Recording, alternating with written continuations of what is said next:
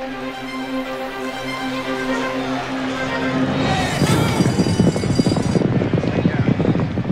and welcome to the show. I'm Moira Geddes. This weekend we are off and racing with the Golden Rose in Sydney and the Maccabi Diva Stakes in Melbourne. Also coming up, the Daily Telegraph, the Herald Sun and the Courier Mail's top racing experts reveal their best bets. L'Amistad is this week's pony in profile, so stay watching for all of her stats. We bring you the most on-trend fashions on the field with Melissa Hoyer from news.com.au. And last but not least, the latest odds for this weekend's meets. Before we jump the gates though, here's a quick look at last weekend's big race finishes. Hang on, the cleaner by a length and a half, you know he'll give everything. Star Rolling Mourinho's coming, the cleaner's hanging on though.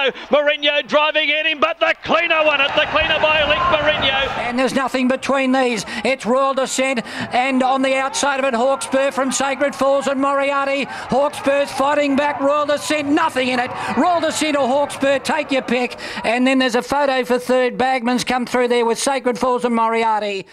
And joining me every week with all the know is none other than the Daily Telegraph's racing editor, Ray Thomas. And Ray, a photo finish for all places, of course, there. But Hawkspur pipping Royal Descent to join the winner's circle for the first time in a year. He did, Moira, and it was a tremendous finish because it gave the trainer Chris Waller 1, 2, 3, 4, 5, 6 placings in the Chelmsford. I think that's an Australian, if not a world record, Moira. It was quite an extraordinary achievement. We're used to seeing Chris Waller do that in Sydney racing. And what about the Dardo Tan Chin Nam Stakes? The cleaner led all the way to win. He's the Tasmanian cult hero. He's shaping as the fairy tale story of the spring so far. Yeah, all focus now though turning to this Saturday, which is the third weekend of this year's Spring Racing Carnival. Ray, what runners are you watching? Look, a big day, isn't it, Moira? Golden Rose Day in Sydney, the Group 1, the first Group 1 of the new season, $1 million race in Sydney, the only one of the spring, and the Maccabi Diva Stakes, a Group 1 meeting at Flemington. In the Golden Rose, Moira, look, I think Scissor Kick, why can't he win again? He just keeps winning. He's in tremendous form. He's won his last 3 starts, a little awkwardly drawn, but he's a horse who does race off the pace, and I think he'll come home strongly and win what is shaping as a very open Golden Rose. And in Melbourne, the Maccabi Diva Stakes, well, Dissident was so good in the Memsey. I think he can go back to back and make it 2 Group 1s for the new season. Brazen Bow, the Sydney Raider, trialled incredibly well at Rose Hill last week. He'll be very hard to beat up the straight in the Dane Hill Stakes. Chivalry, he looks an outstanding colt. He's the horse to beat in the Living Legends. And Lorna May in race 5, about a $16 chance, Moira. Terrific each way value at Flemington on Saturday. Thanks so much, Ray. Well, let's go south to Melbourne now, where the Herald Sun's chief racing rider Matt Stewart joins us. And Matt, you're keen on a soon-to-be star import who'll likely relish Flemington and 1600 metres. Yeah, Moira, hello to you. That horse's name is Spillway. The Hayes horses have a terrific record in the Maccabi Diva Stakes. Previously, the Craigley, he's an import. The imports tend to be suited on the bigger tracks. I know Dissident was super impressive in the Memsey, so this is an interesting clash between the impressive Memsey winner and the unlucky runner-up in the Peter Lawrence the week before. But I just think at the odds at about $10, I think the import Spillway can appreciate the big track at Flemington and the mile and get over the top of Dissident, who was super impressive first up, and I actually liked him that day at big odds. But I just think this is a different task. It's a more testing track. It's an extra couple of 100 metres, and I think that might just bridge the gap of a few of the ones that Dissident beat last start. One of those he didn't beat was Spillway. I think Spillway can win. I think Dissident can run second.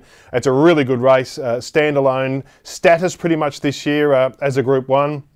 I think they can run 1, 2. There's a swarm of them that can run third. Maybe Faulkner, last year's Caulfield Cup winner. He's got a really good turn of foot, and if he's forward enough, then maybe he can run third. But I'm pretty convinced that it's a clash between the import and the local, and I think the import Spillway at big odds can get over the top of Dissident. Thanks, Matt. Heading north to Brisbane now, where the Courier Mail's racing editor Nathan Exelby joins us with his top picks. And Nathan, you're looking to a Lloyd Williams-raced import to really boost the spring coffers. Yeah, that's exactly right, Moira. I was very taken by the run of the United States when he ran first up at Moonee Valley a couple of weeks ago. Already the format of that race has proven very strong through Mourinho and St Jean last week. Up to 1700 metres on the big track here at Flemington. I'm expecting the United States to really put himself in the spring frame here on Saturday and win this race and then go on to win better races.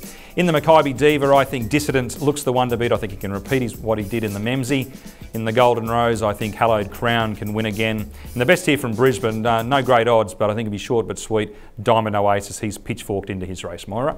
Okay, thanks Nathan. Time now for this week's Pony in Profile. And Ray, today we're looking at L'Amistad. We are, Moira, and look, if ever a horse is bred to be a champion, it's L'Amistad. She's a three-quarter sister to the great Makybe Diva, who won the 2003, 2004 and 2005 Melbourne Cups. That is the plan, hopefully, for L'Amistad, who's trained by Team Hawkes. She comes into the Kingston Town Stakes on Saturday, carrying 55.5 kilos. She's a 5-year-old mare, very lightly raced. If you remember Makybe Diva, Moira, the older she got, the better she got. That's the same with this mare, L'Amistad. Just the 12 starts, 5 wins. A very promising horse, potentially a Melbourne Cup contender. Thanks, Ray. Well, don't go away. Up next, more of the latest odds from the TAB. Just look at tab.com.au. But first, let's check out the latest off and racing fashions of the field. And this week's gorgeous outfits are proudly brought to you by Westfield Warringah Mall. And here to take us through the look is news.com.au's Melissa Hoyer.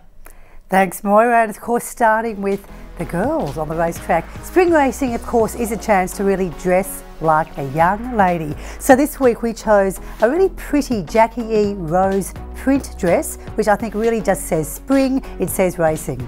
The pink rose, of course, is the official flower of Crown Oaks Day in Melbourne, or as it's more commonly known, Ladies' Day. So if you don't want to wait that long to step out in your best floral, this weekend's $1 million Golden Rose or Ladies' Day in Sydney is offering a $15,000 Fashions on the Field prize pool with the lovely and gorgeous Rachel Finch as one of the judges. We've teamed this dress with some blush-toned Whitner suede shoes and a matching clutch, and of course the simple white fascinator or even a headband. We really wanted to go quite simple because the whole dress is so spectacular. It really just nails it. I think the whole look is pretty, beautiful and great for a spring day at the races. And of course for the boys, if it's a nice gesture sometimes to sort of wear what your girlfriend's wearing, but it may not always work. It was once considered a little bit bad taste to sort of put matching his and her outfits together. But if it's done well, spring racing is the perfect occasion to double your style stakes. This week we're going for a navy blue Oxford Hopkins Peak lapel jacket and some matching pants. We've also chosen an Oxford stretch white shirt, which really allows maybe the slightly bigger man a little bit more comfort if he still wants that slim look, which of course is very popular with blokes. And then stepping away from the traditional, we're going for a more casual agenda with today's look, teaming the shoes, which are brown, with a really nice brown belt. The belt though is actually reversible, so make sure you don't see the black side of the belt as opposed to this brown side of the belt. Nothing worse than mixing your browns and your blacks. Meantime, the deeper red tone in the men's silk pocket square and his skinny tie coordinates beautifully with our gorgeous girls' Ladies' Day look perfectly. And of course, all of these looks, Moira, are available at Westfield Warringah Mall. Thanks so much, Mel. What do you think, Ray? I know your favourite colour is pink, but I'm not too sure about that dress on you. I'll pass on the dress, and what do they say, Moira? Real men wear pink. Okay, last but not least, if it's not the fashion you're into, then for the punters, a quick run over the latest odds from tab.com.au. Yes, Moira, in the Golden Rose, Scissor Kick my selection, a $15 chance. That's juicy odds. I think he's a great horse. He keeps winning. His odds just get bigger, Moira. In the Kingston Town Stakes, L'Amistad is the favourite at $3.10, but she's a star in the making. The Makybe Diva Stakes, Destined, I think can go back-to-back at Group 1 level. He's a $3 chance. In the Dane Hill Stakes, watch out for Brazen Bow making his Melbourne debut. He's at $4.40. Our best bet, Moira, though, L'Amistad at Rose Hill. Thanks so much, Ray. I think I'm going to go with Scissor Kick because that's something I used to like to do as a child, and it is also paying the most, so if I win, I will be able to afford to take you out for lunch. I'll look forward to that, Moira. Until then, that's all we have time for. Be sure to join us again next week for all the very latest both on and off the track. Happy racing.